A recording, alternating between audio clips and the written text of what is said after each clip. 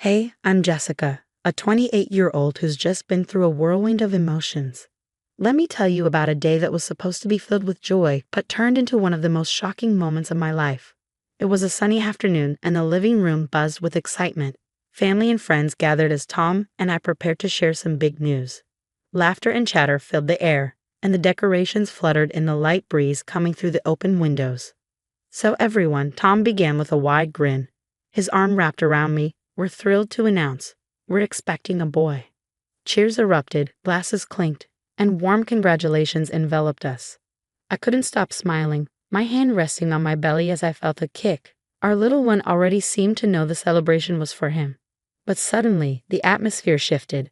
I noticed Ryan, Tom's brother, stiffen across the room. His face, usually calm, twisted in barely concealed anger. "Why does it have to be a boy?" Ryan muttered, loud enough for those nearby, including me, to hear. His fists clenched at his sides. "Ryan, what's wrong?" I asked, a nervous chuckle escaping as I tried to ease the tension. "It's just a baby, our baby." "Just a baby that might take everything," Ryan snapped, stepping closer, his voice rising with each word. "You think I don't see what this means? That boy will get everything, won't he?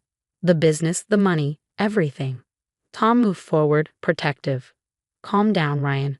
You're being ridiculous. He's just a baby, our first joy." But Ryan wasn't listening. His eyes, dark with fury, were locked on me. "No, I won't let that happen." Before anyone could react, Ryan lunged.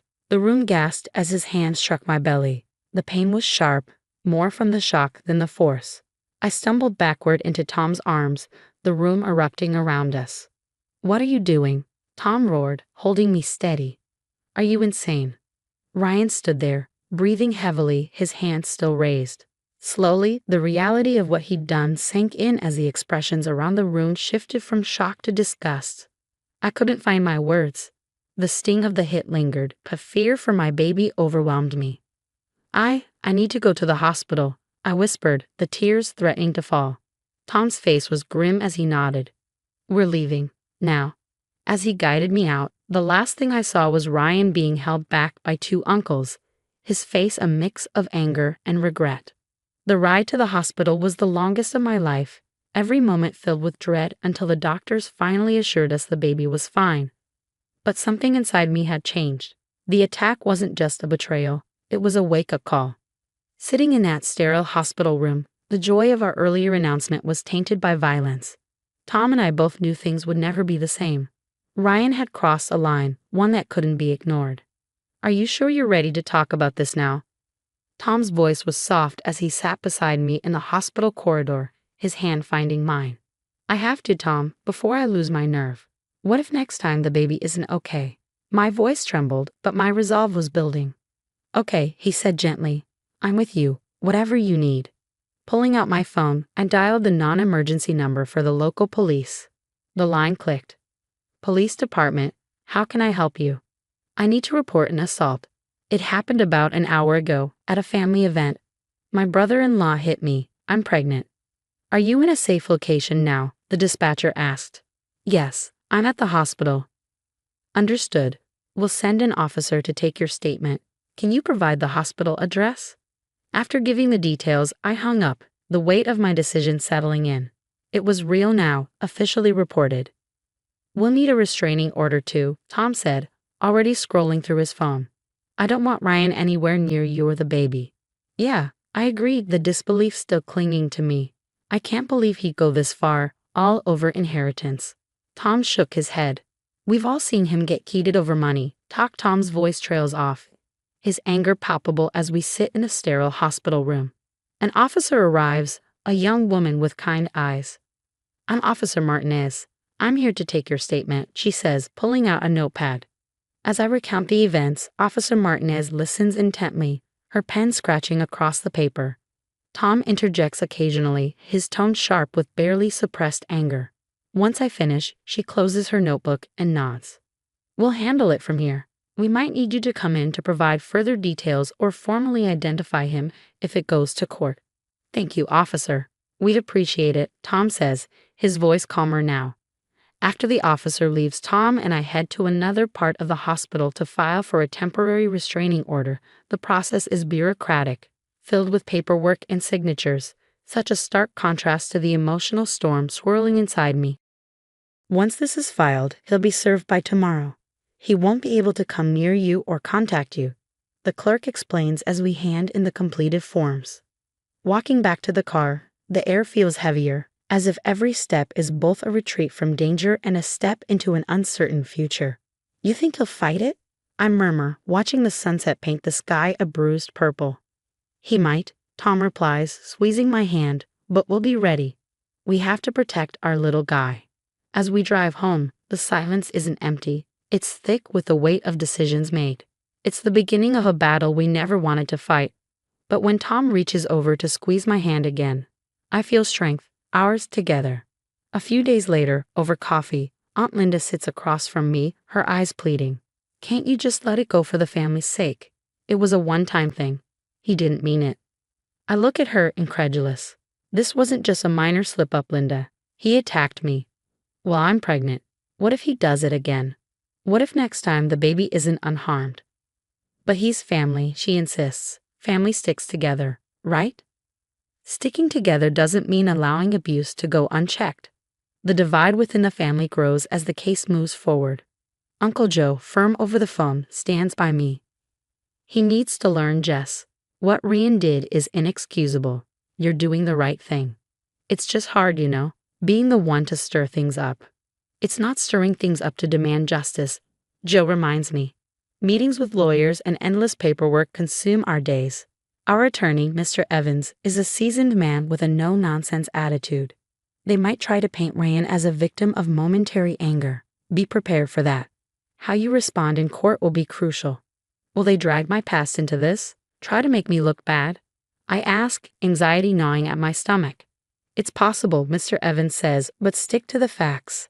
Your emotional response is powerful, but your calm recollection of events will carry more weight.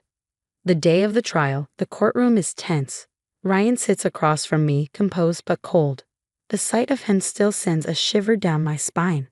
When I take the stand, the prosecutor starts. Can you tell us what happened on the day in question? I recount the events, my voice steady despite the storm inside me.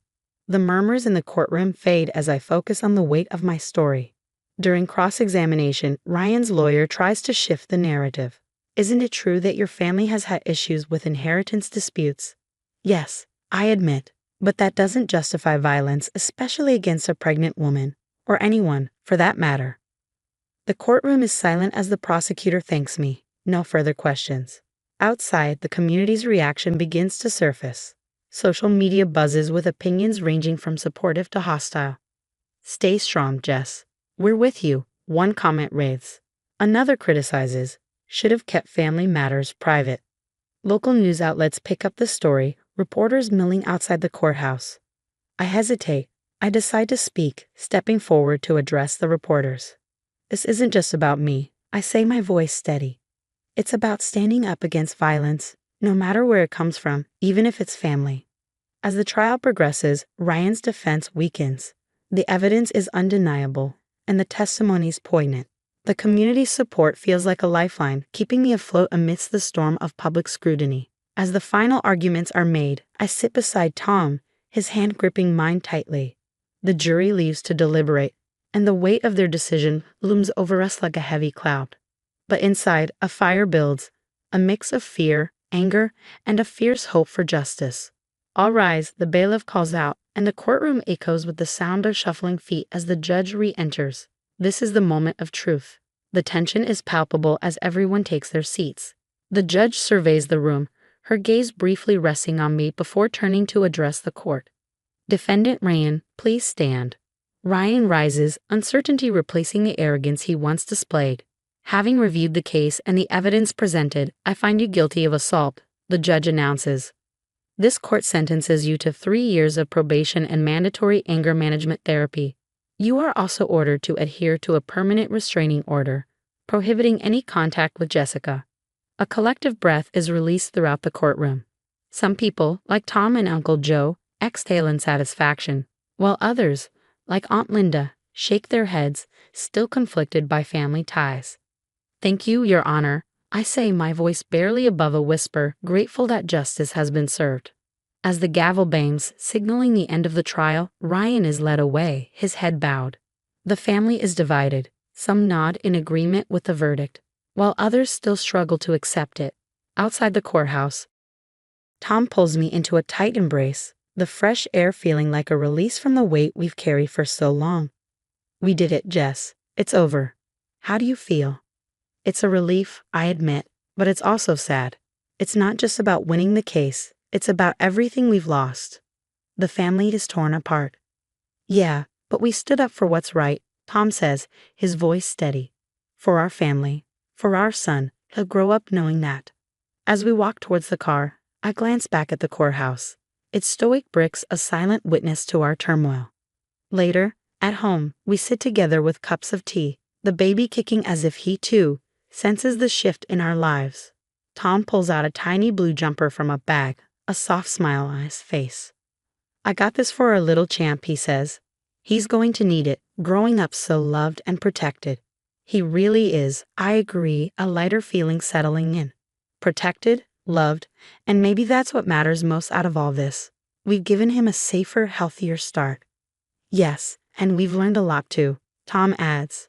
About boundaries, about standing up for ourselves. As the day turns into evening, I reflect on the past months, the legal battle, the family strife, the moments of doubt when I wondered if standing up was worth the personal cost.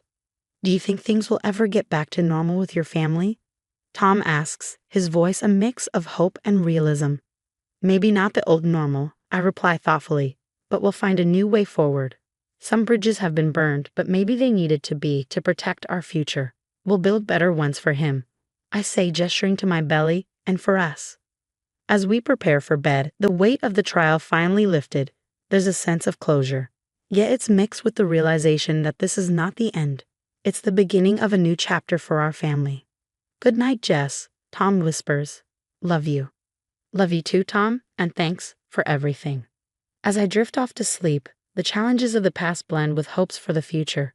Tomorrow will be about moving forward, about joy and anticipation for the new life we're about to welcome. The scars of the ordeal will heal with time, and the strength and lessons we've gained will guide us as we navigate this world together, fortified by our trials. Now I have a question for you. Do you think pursuing legal action against family members is justified in situations like this, even if it might lead to permanent family rifts? Share your thoughts in the comments below. And don't forget to like this video if you enjoyed the story and subscribe to our channel for more content like this. Your support helps us keep bringing these stories to life.